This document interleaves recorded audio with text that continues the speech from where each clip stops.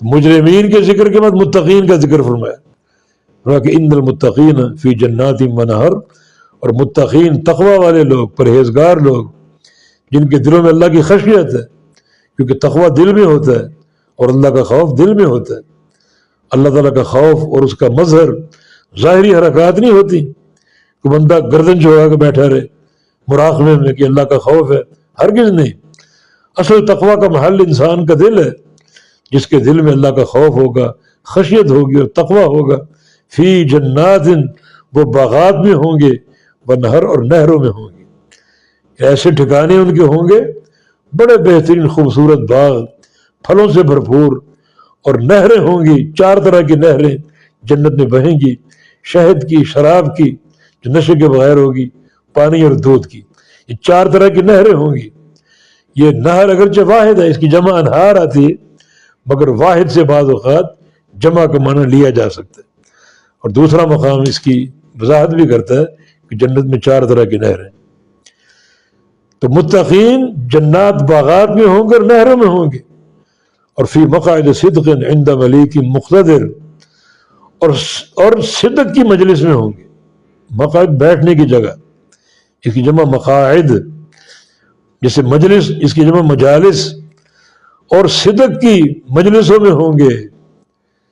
صدق کی مجلس وہ ہوتی جس میں کوئی گناہ نہ ہو، کوئی معصیت نہ ہو، کسی کی غیبت نہ ہو، کسی کا نمیمہ اور چغلی نہ ہو، اور کسی قسم کی گناہ کا ارتکاب نہ ہو۔ نیکی کی مجلس اور نیک لوگوں کی مجلس، یہ مقعد صدق ہے۔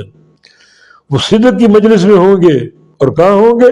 عند ملیک، بادشاہ کے پاس، مقتدر، جو بڑی قدرت والا ہے۔ یہ ملیک اللہ رب العزت، فعیل کے وزن پر مبالغہ کا صیغہ، سب سے بڑا بادشاہ، اور مقتدر، سب سے بڑا قدرت اور طاقت والا۔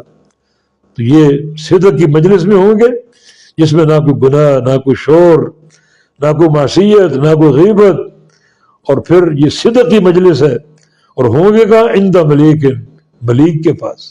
یہ اندیت جو ہے، مرتبے کی اندیت، مکانت کی اندیت، ٹھکانے کی اندیت، رب تعالیٰ کے پاس ہوں گے، اپنے بادشاہ کے پاس ہوں گے، مقتدر، جو بڑی قدرت والا۔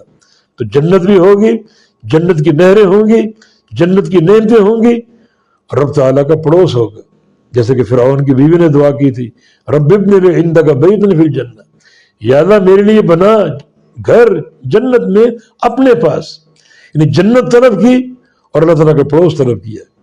جیسے ربیعہ بن کعب صلی اللہ کے نبی نے فرمایا تھا، سل تعطیٰ، سوال کرو تمہیں عطا کیا جائے گا۔ تو ربیعہ نے کیا سوال کیا؟ اسألک مرافقتک فی الجنہ، یا رسول اللہ صلی اللہ علیہ وسلم مجھے جنت چاہیے اور جنت میں آپ کی رفاقت چاہیے۔ تو یہ رفاقت بہت بڑی نعمت ہے۔ حسن اولئک رفیقا، اللہ کی اطاعت کرنے والے انبیاء کے ساتھ ہوں گے، صدیقین کے ساتھ ہوں گے، شہداء کے ساتھ ہوں گے، صالحین کے ساتھ ہوں گے۔ کتنی عمدہ رفاقت ہے یہ، کتنی عمدہ رفاقت۔